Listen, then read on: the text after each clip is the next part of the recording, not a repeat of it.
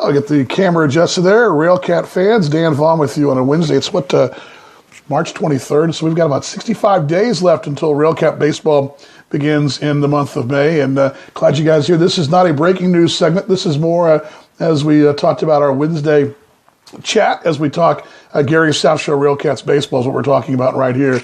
And the Railcats are the American Association, one of the 13 teams in the American Association. In case you're joining us for the first time, I'm the voice of the Railcats, Dan Vaughn, and actually in my lovely wife's kind of office/kitchen here in Dallas. Won't be up into the South Shore until, I guess, a week from Monday, 1 week from Tuesday, be up there.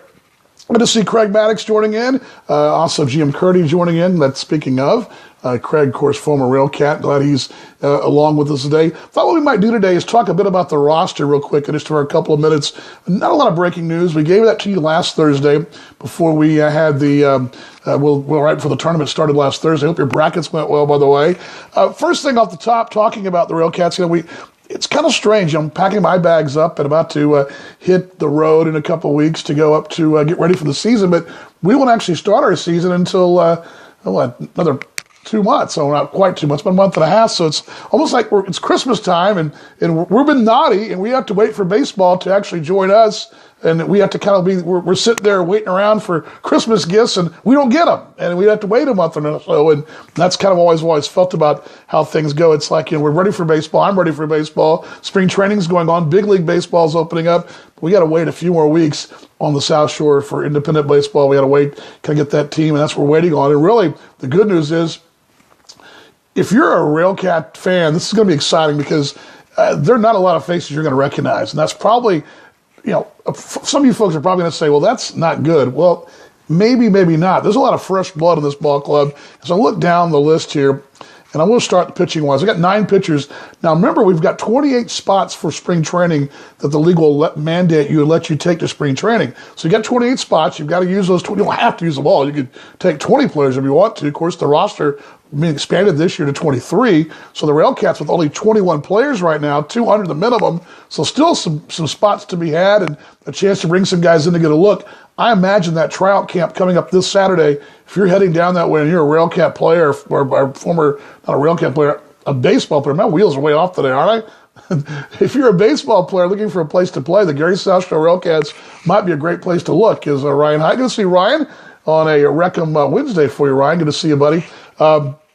Yes, if you're a player, a minor league baseball player, I would definitely go to RailcatsBaseball.com. Check out the Railcats tryout, which will be down in Tennessee this weekend on the 26th. In case of weather, they'll make it up on Easter the next day. So I'd plan on spending 2 days down there. But if you're a ball player and you're looking for a place to play, especially independent baseball right now, you've got a ball club. The Railcats are very competitive with a great manager in Greg Taggart.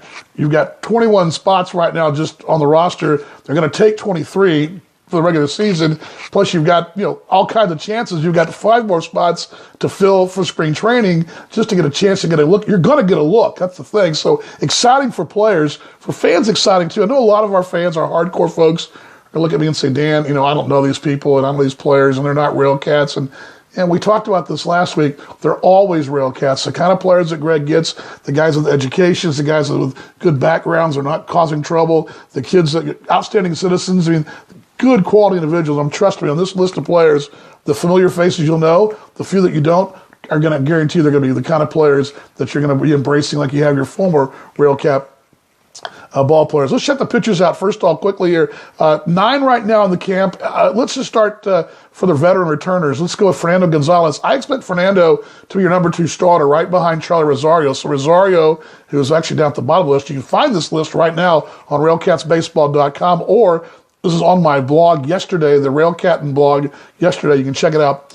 But we've got Fernando Gonzalez, and let's start with your rotation-wise. Let's go Charlie Rosario, followed by Fernando Gonzalez. And I would expect to see Andy Roberts getting a chance to be that 3rd starter, the lefty out of Arizona, out of Old Dominion. Of course, that's 3 guys you all will know from last year, guys that logged innings and guys that finished strong last year. And yes, and Gamer Curdy knows that Rosario was awesome last year, one of the better pitchers in the league. He led the league at number 2 in innings pitched, a guy that would get the ball every 4th day. Because remember, the Railcats, a 4-man rotation, not a 5-man, a 4-man rotation. So every 4th day, Rosario was out there. I expect to see those 3 guys, your top 3 starters. And then Here's where it gets interesting. I think the bullpen and that fourth starter is going to come from a cast of several candidates. I would think Taylor Black, a young man out of Allen, Texas, who pitched last year for Grand Prairie, former Rockies farmhand, also pitched with the Southwest Texas Texas State. They changed the name there. It used to be Southwest Texas State, but out of Allen, Texas. I think Taylor Black will get a chance to win that fourth spot. Big right-hander, 6'2", 190. He was a signing in the offseason the Cats picked up. And then you've also got Alex Gunn, the lefty, out of Clinton, Mississippi. Remember, Alex joined the ball club late last year, University of Memphis, another college guy, full-year guy, was hurt. And he'll be, from what I've heard from Vicki Williams, has told me this, she's kept up with Alex in the offseason. Alex is ready to go. He's been coaching and working out. He's going to be a clean bill of health. Look for Alex Gunn to also be in the mix with that fourth starter spot. Again, that fourth starter spot also would be your long relief guy too, the way things usually set up for the Railcats. So I would think that would be your roster of your starting spots. I would think that some combination of those six will be your four starters, and whoever doesn't get in the rotation will be a bullpen piece. And the bullpen with guys like John Kovalik, who finished strong last year as well, 5'10", 205 at Aurora, Ohio. Dan Ludwig, who in brief stints last year, they've only worked in 10 innings over 3 different appearances, but had a number around 4.00. A lefty, they're out of Naperville. I think he's got a real good chance to stick with the bullpen as a situational guy. So you have a lefty in Dan Ludwig, Kovalik from the right side. Then Stinson Nelson, a guy that could probably be cast as anything pitching-wise. He seems to be a guy that's done a lot of different things. A lefty out of Marietta, Georgia. Nelson, a guy that the Cats picked up via the trade last fall with Laredo. I really think this is a guy that probably has a chance to either anchor the back end of the bullpen, he's a lefty, or he'd compete for any of the fourth spot or even in the long relief role. But I think Stinson Nelson, a guy that also will come very much like Alex Gunn, a lefty that's got a lot of college experience, almost the same build. And then, as I mentioned, Andy Roberts. Oh, Matt Salter. I don't want to forget Matt. Matt, I think, has got a great chance to possibly, along with Kovalik, be your late inning options from the right side. I think John is going to have that chance. John Kovalik throws hard. Salter, not as much, more of a finesse guy, but both guys will have something late for the Railcats. I can see a combination of Salter and Kovalik being your setup and closer as we're talking Gary SouthShore Railcats baseball on Railcatin. It's our Catscope blog on a Wednesday here from Dallas as we're getting set up for baseball, the American Association up in Chicagoland. Of course, the Gary SouthShore Railcats located on the South Shore line, right there in Lake Michigan and Gary, Indiana, right there on the doorstep of Chicago, and part of the American Association at U.S. Steel Yard. That's what we're talking about here. And that's what we'll be talking in about 2 weeks' time. We'll be up there live from the ballpark talking here on a Wednesday in Periscope. So your 9 pitchers right now, as it stands: Taylor Black, Fernando Gonzalez, Alex Gunn, John Kovalik, Dan Ludwig, Stinson Nelson, Andy Roberts, Charlie Rosario, and Matt Salter. I expect the Railcats will bring in another 3 to 4 arms to compete there. That doesn't preclude bringing back guys like Kevin Osaki, who's in the mix. I think Kevin's trying to find, if he wants to, not find, but decide if Kevin wants to come back and pitch. He would be definitely a guy. Travis McGee also would figure in the mix. Travis would, a guy that finished strong last year. He was injured a little bit, finished strong until he had that injury bug late. Those 2 guys could also be brought back and for the Railcats next season. Also scanning, a couple of people asked me via email about a week or so ago, and I want to pull up the 2015 pitching staff for you and tell you a couple of names that were asked about here. That's a beautiful thing. I mentioned, of course, the Railcats had made different moves. It was Rene Solis was sitting down to Laredo, but somebody was asking me about, A.J. Quintero, McGee, and Osaki, all very similar situation. They could be brought back, and I expect, and just I feel like Kevin Osaki will be a guy that will come back. And if Kevin does come back, I would see Kevin getting a real good chance to battle for that rotation because he had that good stuff late last year when he had a chance. And again, we're all looking at young pitchers here. That 9-man staff at the moment, which would figure to be 11, probably 12, somewhere along there. I know Greg Taggart, the manager, likes to carry at least 11. Perfect world, he'd like to have 12. And as long as the roster is versatile, and I think it's very versatile position-wise, he'll have a chance to carry 12 pitchers. And Alan Keano, pitching coach, will be very excited about that. Catching situation, I'm going to say that to the very end because that's probably the strongest point in the club right now. One of the things that fans should really be excited about. I'll close with that. Let's get down to your infielders right now. And this is going to be, I think, the only spot really that question mark is you've got Jeremy Hamilton, who's a first baseman, pretty much a first baseman only. Of course, Jeremy, a free agent signing, former Railcat, brought him back this year. You've got Elbert Devare, a switch hitter, the young man out of Florida who was a rookie last year that plays that middle infield spot. Jared Medeiros also. Really, Elbert and Jared are very similar type players in size and stature, what they did in college, both playing at one Ball State and one at St. John's. Both had very good college careers. Again, they fit that Railcat mold. Both those two guys will battle for the middle spot. Marquise Riley, who I mentioned as well, from North Carolina A&T. We mentioned him a few weeks ago in breaking news. The Railcats picked him up a few weeks ago, about a month ago actually, out of Hillsborough, North Carolina. Jose Sermo and Alex Tomasovich are your infielders. Now, how I think it'll stack up, there's 6 guys right now. I would figure the Cats will probably keep at least 4, possibly 6. And the key is versatility. Jose Sermo is a first baseman, third baseman, can play all 3, really can play short of it in a pinch, third, first, and the right field spot. That's a good thing. So I think Jose is going to be your big bat, probably your DH type with Jeremy Hamilton and him platooning at first. And the DH spot, that's probably what I would think would happen. Again, the key for Greg Taggart's versatility, you're going to get that with Sermo and Hamilton. Your middle spot's going to be wide open. You got Devare, Medeiros, and Tomasovich and Riley. Those 4 guys are going to battle. I would think that Elbert and, just off the top of my head being returners, Elbert and Medeiros had the leg up as far as short and second, but Tomasovich is going to play somewhere. He was a guy that Railcats picked up from the Frontier League coming out of, what's the resort town up there? The Beach Bums from Traverse City. Had a great year with them, the Frontier League champions, and I think Alex will probably, from what I understand, can play all the middle infield spots as well. Might look for him over at third base for the Railcats, 6'3", 195 out of Fort Mill, South Carolina. And then Riley, kind of the wild card here, a guy that can play everywhere and has played everywhere. Again, you see versatility here. It's going to really wind up how, where maybe the math works out, but you got guys that can play their different places. You can, Devare can play short, Medeiros can play second, flip-flop them. And you've got Riley who can fill in at one of those 2 spots. And then we've also seen Tomasovich play short in Frontier League action. Also played third base, can DH. You got some possibilities.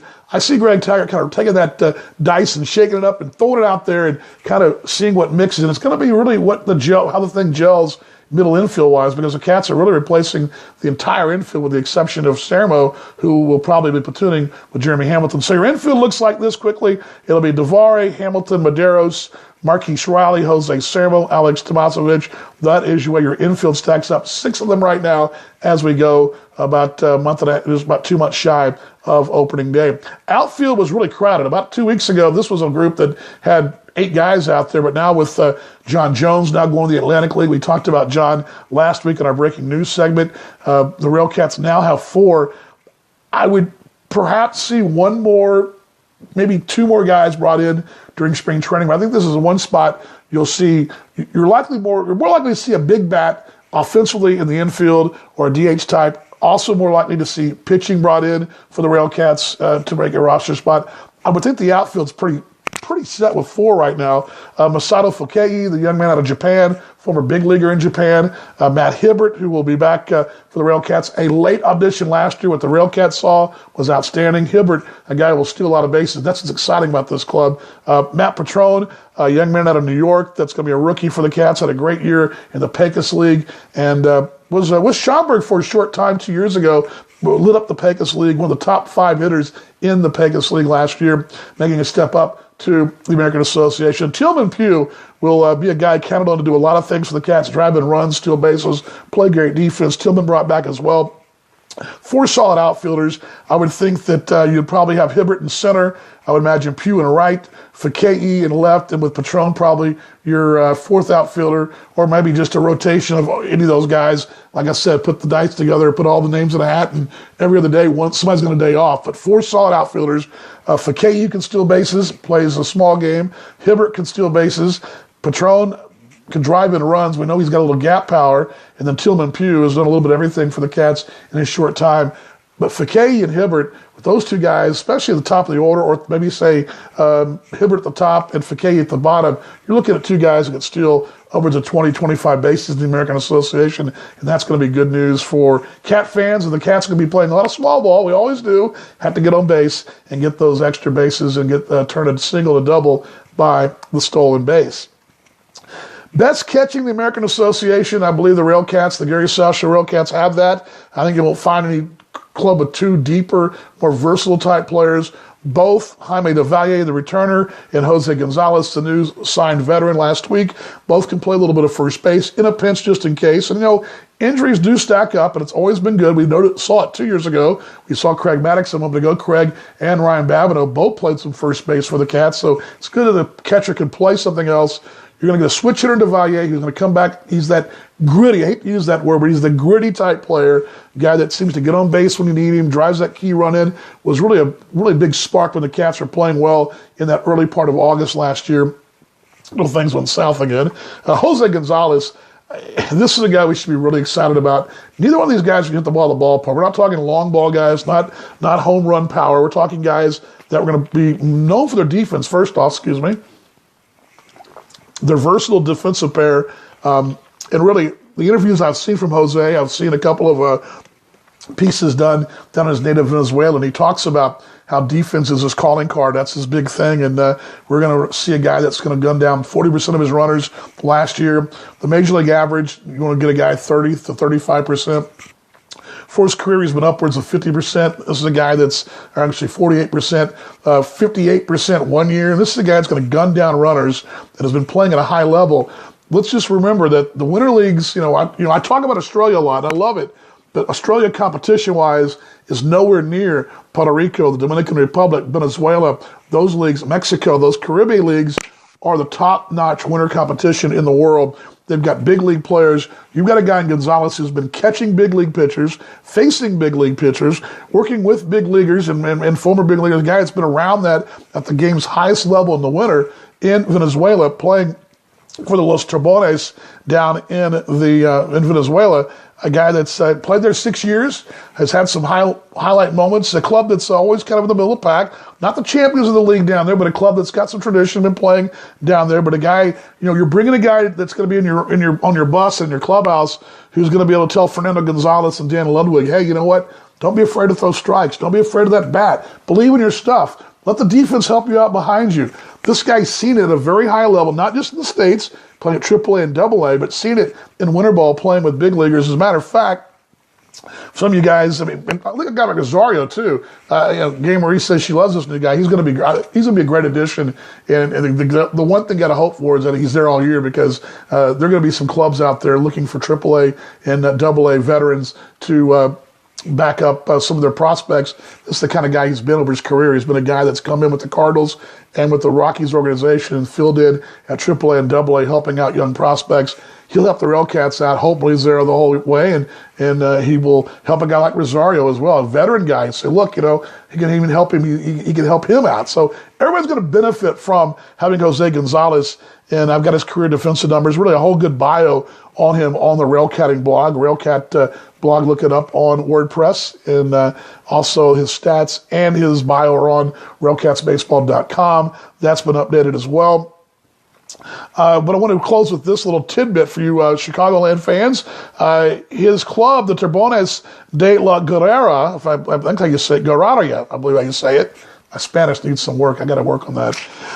One of my goals, maybe. Perhaps one day learn some Spanish. In Venezuela, that club down there, the Los Turbones, which I believe is Sharks in Spanish.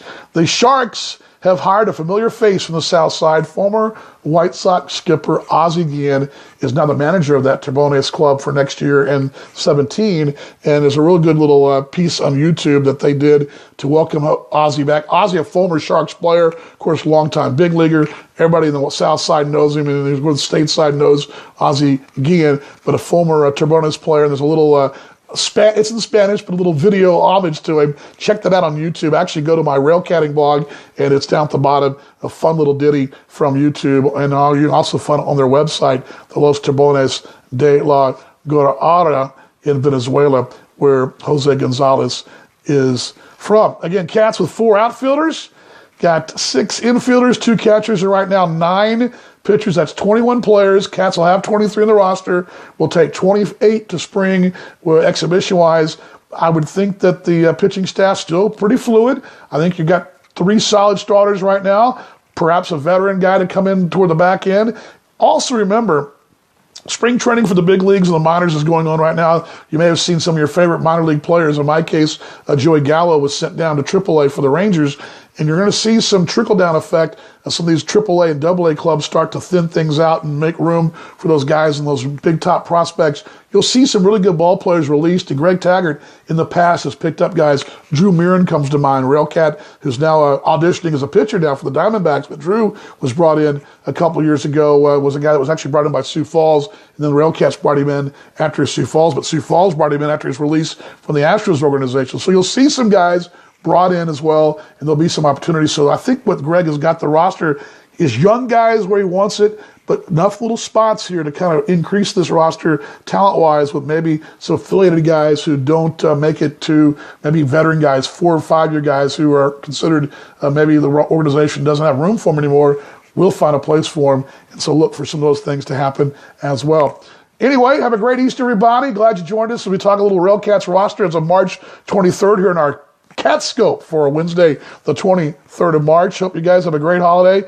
And as we always say this in closing every broadcast, good night, Rusty and Rascal. In this case, good afternoon, Rusty and Rascal. We'll see you guys. Happy Easter, everybody.